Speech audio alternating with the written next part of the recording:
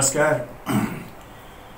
विभाग विनोद में आज फिर आपका स्वागत है। मैं एसएन विनोद आज की सर्वाधिक महत्वपूर्ण सुर्खी पर चर्चा करने के लिए आपसे पुनः रूबरू हूं। आज की जो खबर है आप सभी देख रहे होंगे, आपके सामने अखबार होंगे, आप टेलीविजन चैनल पर देख रहे होंगे। नई राष्ट्रपति के रूप में द्रौपदी मुर्मू का विजयी होना और देश की पहली बकौल खबरिया चैनल और अखबार, देश की पहली महिला आदिवासी राष्ट्रपति, इसे कुछ इस विडंबना में इसका बल्कि पीड़ा होती है, इस रूप में मीडिया में पेश किया गया जैसे कि द्रौपदी मुर्मू की राष्ट्रपति बनने की एकमात्र पात्रता यह है कि वे एक आदिवासी महिला है, बाकी कोई पात्रता नहीं। मैं समझता हूं यह उनका अपमान है, राष्ट्रपति पद का अपमान है। क्या उन्हें सिर्फ इसलिए राष्ट्रपति बनाया गया कि वे एक आदिवासी महिला है और बाकी उनमें कोई गुण नहीं है, कोई योग्यता नहीं है, वे इसकी पात्र नहीं है? यह चर्चा का विषय है, लेकिन इस पर चर्चा नहीं होती। लेकिन जिस रूप में पेश किया गया, देश के लोगों ने, बहुसंख्यक लोगों ने यह मान लिया कि हाँ, उन्हें राष्ट्रपति सिर्फ इसलिए बनाया गया। यह बहुत ही दुखद है। मैं अपने बिरादरी के पत्रकार मित्रों से आग्रह करना चाहूंगा कि ऐसे किसी विषय पर जब लिखें या उन्हें पेश करें, प्रस्तुत करें, तो यह सावधानी अवश्य बरतें कि इसका असर समाज पर क्या पड़ेगा। जैसे कि द्रौपदी मुर्मू के साथ हुआ, बिल्कुल लोगों ने यह समझ लिया, उनको यह समझा दिया गया, हमने समझा दिया कि चूंकि वे एक आदिवासी महिला हैं इसलिए उन्हें राष्ट्रपति बनाया गया और कोई योग्यता नहीं है। क्या यह स्वयं द्रौपदी मुर्मू का अपमान नहीं है? यह राष्ट्रपति पद की अवमानना नहीं है? है।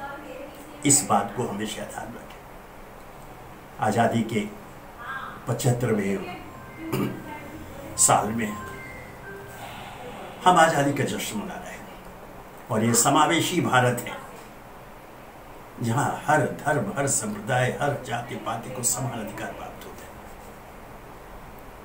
सबको आजादी है संविधान के अंतर्गत अपनी सारी क्रियाकलापों के लिए। ऐसे में जब राष्ट्रपति पद जैसे की चर्चा हम करते हैं, ये हमारा दायित्व, हमारा धर्म है, हमारा कर्तव्य है कि राष्ट्रपति पद की गरिमा को कायम रखें। जिस प्रकार अभी ये हुआ वह कतई स्वीकार्य नहीं है। और यही नहीं, जब इनकी उम्मीदवारी की घोषणा हुई थी तब विपक्ष की ओर से यह एक सवाल उठाया गया, क्या राष्ट्रपति भवन में कोई रबर स्टाम्प चाहिए? अर्थात द्रौपदी मुर्मू एक रबर स्टाम्प के रूप में उनका चयन हुआ है राष्ट्रपति भवन में जाने के लिए, ऐसी चर्चा चली। यह अत्यंत ही दुखद है। अभिव्यक्ति की आजादी का अर्थ यह कदापि नहीं कि हम समाज को गलत सूचना दे, गलत जानकारी दे या उन्हें गलत राह पर ले जाएं। एक ऐसी चर्चा चली तब फिर उस समय भी, और विपक्ष के जो उम्मीदवार यशवंत सिन्हा थे उन्होंने कहा भी, उन्होंने इस बात को उठाया भी। तो क्या सचमुच राष्ट्रपति का चयन सत्ता पक्ष उम्मीदवार के रूप में जब करता है तो अन्य योग्यता पात्रता को अलग रख करके सिर्फ ये देखता है कि इससे हमें राजनीतिक लाभ अर्थात वोट में क्या लाभ मिलेगा? निश्चय ही आदिवासियों के विशाल वर्ग, महिला है वो, उन्हें क्या सिर्फ इसलिए उम्मीदवार बनाया गया था और राष्ट्रपति बनाया गया? कहा भी, किसी खबरिया चैनल पर देख रहा था कि मोदी का मास्टर स्ट्रोक, उनके चयन को, द्रौपदी मुर्मू की चयन को मास्टर स्ट्रोक बताया। एक खबरिया चैनल पे से चला, उस पर बहस भी हुई। ऐसा नहीं होना चाहिए। राष्ट्रपति संविधान का संरक्षक होता है। भारत जैसे विशाल गणतंत्र में राष्ट्रपति की भूमिका बहुत ही अहम होती है।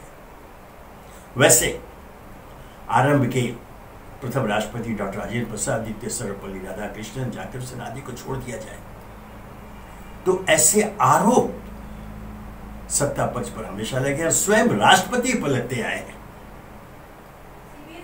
कि उनके कोई योग्यता नहीं, सिर्फ इसलिए कि वह एक रबर स्टाम्प के रूप में राष्ट्रपति भवन में बैठकर केंद्र सरकार की इच्छा के अनुरूप या सत्तारूढ़ पार्टी की इच्छा के अनुरूप काम करते रहेंगे। ऐसा कहा गया, शायद यही कारण था। 1975 में जब तत्कालीन प्रधानमंत्री इंदिरा गांधी ने देश पर आंतरिक आपातकाल लगाया था तो रात को 12 बजे राष्ट्रपति फखरुद्दीन अहमद ने उस अध्यादेश पर हस्ताक्षर किए थे। यह जानने की कोशिश नहीं की क्यों, इसकी क्या आवश्यकता है, पूरे देश को उसके संविधान प्रदत्त अधिकारों से, मौलिक अधिकारों से वंचित क्यों किया जा रहा है, नहीं पूछा। इसलिए ऐसा हमेशा माना गया कि राष्ट्रपति ऐसा ही चयनित किया जाता है। इसमें एक उदाहरण मैं देना चाहूंगा, बहुत दुखद है, बहुत वर्षों पहले की बात है, लेकिन जब इस प्रकार का होता है तो उसका असर अधिकारियों पर भी क्या पड़ता है। एक इसका उदाहरण जो पहली बार दे रहा हूं, चूंकि ध्यान में जाओ, ज्ञानी जैल सिंह राष्ट्रपति बनाया गया था। तब भी यही बात कहते थे, उनकी पात्रता को लेकर, उनकी योग्यता को लेकर अनेक प्रश्न चिन्ह खड़े हुए थे। ये कहा गया कि वो रबर स्टैंप के रूप में उनको राष्ट्रपति भवन में पदस्थापित कर दिया गया है। सभी जानते हैं ऐसा हुआ। हालांकि बाद के दिनों में ऐसा भी अवसर आया जब राष्ट्रपति के रूप में ज्ञानी जैल सिंह राजीव गांधी की सरकार को बर्खास्त करना चाहते थे, अपना मन बना लिया था, लेकिन उनके कुछ सलाहकारों ने ऐसा नहीं करने की सलाह दी तो वो पीछे हट गए। लेकिन ऐसी बात, एक खबरें बाहर आ गई थी। लेकिन जो मैंने कहा कि जब इस तरह का होता है, ऐसे व्यक्ति इस पार्श्व के साथ, रबर स्टैम्प के पार्श्व के साथ जब राष्ट्रपति भवन में बैठते हैं तो क्या होता है। नाम मैं बता देना चाहूँ, शिबू सोरेन, झारखंड मुक्ति मोर्चा के संस्थापक, वो सांसद थे दिल्ली मल्क फ्लैट में। जब रांची से जाया करता था वहीं मैं ठहरा करता था। एक राष्ट्रपति का पत्र आया उनके पास, तो शायद और सांसदों के पास गया होगा। उन्होंने मेरी तरफ बहा दिया देखने के लिए, मैं देख रहा था। पत्र तो ठीक है, सामान्य जो पत्र होता है। अचानक जो मेरी नजर पड़ी, नीचे जो हस्ताक्षर किया हुआ था जैल सिंह का, हस्ताक्षर के नीचे टाइप किए हुए जो नाम था वो जैल ZAIL नहीं था, सैल था, सैल SAIL लिखा हुआ था। राष्ट्रपति भवन, राष्ट्रपति के लेटर हेड पर वह पत्र आया था। राष्ट्रपति का हस्ताक्षर उस पर, लेकिन हस्ताक्षर के नीचे उनके नाम जैल सिंह नहीं, सैल सिंह SAIL लिखा हुआ था। बड़ी पीड़ा हुई। यह सामान्य बात नहीं थी, यह बहुत बड़ी घटना थी। राष्ट्रपति हस्ताक्षर कर रहे हैं और अपने नाम को नहीं पढ़े या अपने नाम को नहीं समझ रहे हैं। मैंने शिबू सोरेन को एक सुझाव दिया कि वो फिर एक पत्र लिखने के लिए राष्ट्रपति भवन में, बल्कि वो पत्र मैंने ही ड्राफ्ट किया, शिबू सोरेन ने उसे भेजा। उसका एक एक्नॉलेजमेंट जवाब आ गया है। बाद में शिबू सोरेन बड़े सरल स्वभाव के व्यक्ति, सामान्य व्यक्ति,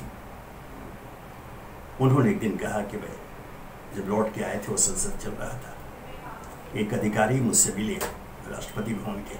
अचानक वो चर्चा चली मेरे पत्र की, तो उन्होंने जो मुझसे कहा उसे बड़ा दुख है। मैंने पूछने पर शिबू सोरेन ने बताया कि राष्ट्रपति भवन में, उनके कार्यालय में, यह जानबूझकर वैसा पत्र तैयार हुआ था। वो टाइपिंग मिस्टेक नहीं था, जानबूझकर किया था, और वो देखना चाहते थे कि राष्ट्रपति का ध्यान उस पर जाता है कि है नहीं, वो हस्ताक्षर करते हैं कि नहीं। लेकिन कुछ नहीं हुआ। वो पत्र हस्ताक्षरित होकर के उनके कार्यालय पहुंचा, जो भेज दिया गया। और दुर्भाग्य ये, बल्कि बहुत ही आपत्तिजनक स्थिति है कि ये जानकारी, अगर ये सच है जैसा कि शिव सर बताते थे कि जानकारी होने के बावजूद अगर राष्ट्रपति भवन के कार्यालय ने उस पत्र को जारी किया, भेजा, जैल सिंह की जगह सैल सिंह लिखा हुआ, यह कितना बड़ा अपमान है। यह एक उदाहरण है कि राष्ट्रपति पद पर कैसा व्यक्ति बैठना चाहिए, किस पात्रता के साथ, किस योग्यता के साथ। मैं यह नहीं कह रहा द्रौपदी मुर्मू वो सारी पात्रता है, वो सिर्फ आदिवासी महिला नहीं है, वो राज्यपाल रही हुई हैं, वो जमीन से ऊपर तक आई है, व्यापक अनुभव है उनको, संविधान की जानकारी है। एक राज्यपाल भी संविधान की जानकारी रखने वाला व्यक्ति होता है। इस द्रौपदी मुर्मू पे सब लागू नहीं होता, लेकिन मैंने जैसा कहा मेरी पीड़ा यह है कि मीडिया ने जिस रूप में उन्हें पेश किया, प्रचारित किया, वह यह कि वो राष्ट्रपति बनी तो सिर्फ इस योग्यता के कारण कि वे आदिवासी महिला है। यह गलत है, घोर आपत्तिजनक है। अब जो होना तो हो गया, लेकिन भविष्य में कम से कम इसके ध्यान रखें। हाँ, संदर्भ के रूप में आप दे सकते हैं कि वो आदिवासी महिला है, पहली बार देश में कोई आदिवासी महिला राष्ट्रपति बनी, वो ठीक है, लेकिन इसे प्रमुखता से प्रचारित करना, उनके योग्यता के लिए प्रचारित करना, उनकी पात्रता को लेकर के प्रचारित करना, यह आपत्तिजनक है। यह पत्रकारीय दायित्व के खिलाफ है, पत्रकारीय धर्म के खिलाफ है, पत्रकारीय कर्तव्य के खिलाफ है। मीडिया कर्मी इस बात का ध्यान रखें। नमस्कार।